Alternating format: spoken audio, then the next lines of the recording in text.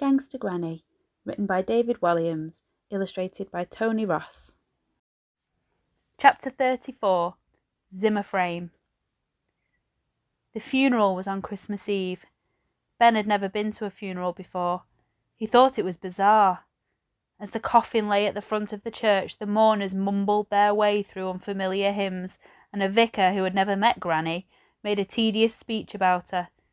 It wasn't the vicar's fault, but he could have been waffling on about any old lady who had just died. He went on in a dreary monotone about how she liked visiting old churches and was always kind to animals. Ben wanted to shout out. He wanted to tell everyone, his mum and his dad, his uncles and aunts, everyone there about what an incredible granny she was, how she told the most amazing stories, and most of all he wanted to tell them about the marvellous adventure he had shared with her, how they had nearly stolen the crown jewels and met the Queen. But no one would have believed him. He was only 11. They would assume he had made the whole thing up. When they arrived home, most of the people who were at the church descended on the house. They drank cup after cup of tea and ate plate after plate of sandwiches and sausage rolls. It seemed weird having the Christmas decorations up at such a sad time. At first, people chatted about Granny, but soon they were gossiping about other things. Ben sat alone on the sofa and listened to the adults talking. Granny had left him all her books, and they were now cluttering up his bedroom in great piles. He was tempted to hide away in his room with them. After a while, a kindly-looking old lady moved slowly across the room with her Zimmer frame and eased herself down next to him on the sofa. "You must be Ben. You don't remember me, do you?" said the old lady. Ben looked at her for a moment. She was right. "Last time I saw you was your first birthday," she said. "No wonder I don't remember," thought Ben. "I'm Granny's cousin Edna," she said. "Me and your Granny used to play together as girls when we were just about your age. I had a fall a few years ago and I couldn't cope on my own, so I was put in an old folks' home. Your Granny was the only person who would come and visit." "Really? We didn't think she ever went out," said Ben. "Well, she came to see me once a month.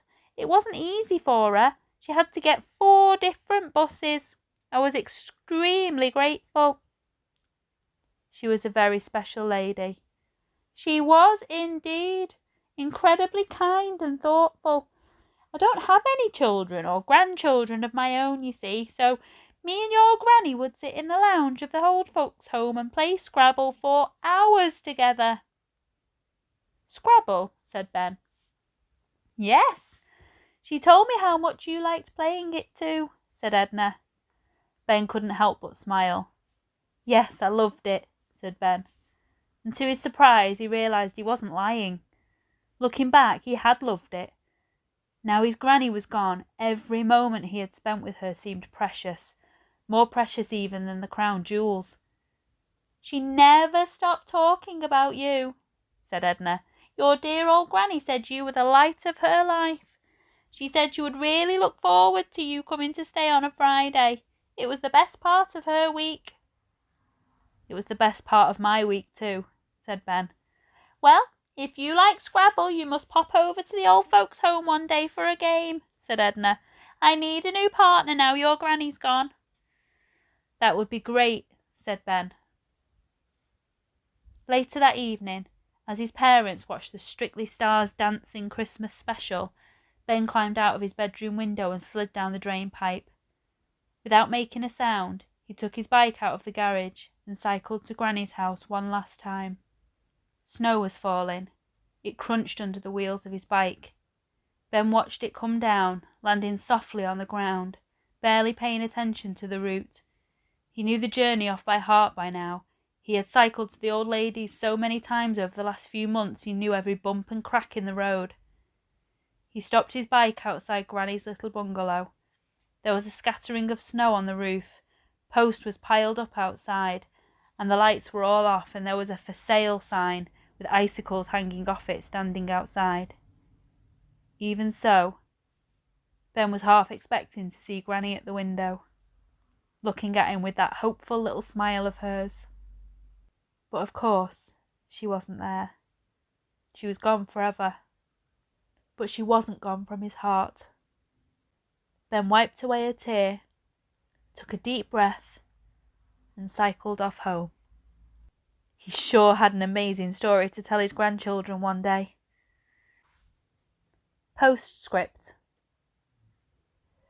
"Christmas is a special time of year," said the Queen. She was her usual serious self, seated majestically on an antique chair in Buckingham Palace, once again delivering her annual message to the nation. Mum, Dad and Ben had just finished their Christmas lunch and were slumped together on the sofa with mugs of tea, watching the Queen on TV, as they did every year. "A time for families to get together and celebrate," Her Majesty went on. "However, let's not forget the elderly. A few weeks ago, I met a lady around my age and her grandson at the Tower of London." Ben squirmed uncomfortably in his seat. He glanced at his parents, but they were watching the TV, oblivious. "It made me think how the young need to show a little more kindness to the elderly. If you are a young person watching this, perhaps give up your seat for an elderly person on the bus, or help them carry their shopping. Share a game of Scrabble with us. Why not bring us a nice bag of Murray mints once in a while? We old folk do love a nice chomp on a mint. And most of all, young people of this country, I want you to remember this. We old people are certainly not boring. You never know. One day we might even shock you." Then, with a mischievous grin, the Queen lifted up her skirt to the entire country and flashed her Union Jack knickers. Mum and Dad spat out their tea all over the carpet in astonishment. But Ben just smiled. The Queen's a proper gangster, he thought, just like my granny. We hope you've enjoyed sharing Gangsta Granny with us. Have a lovely summer, and we're looking forward to seeing you in September.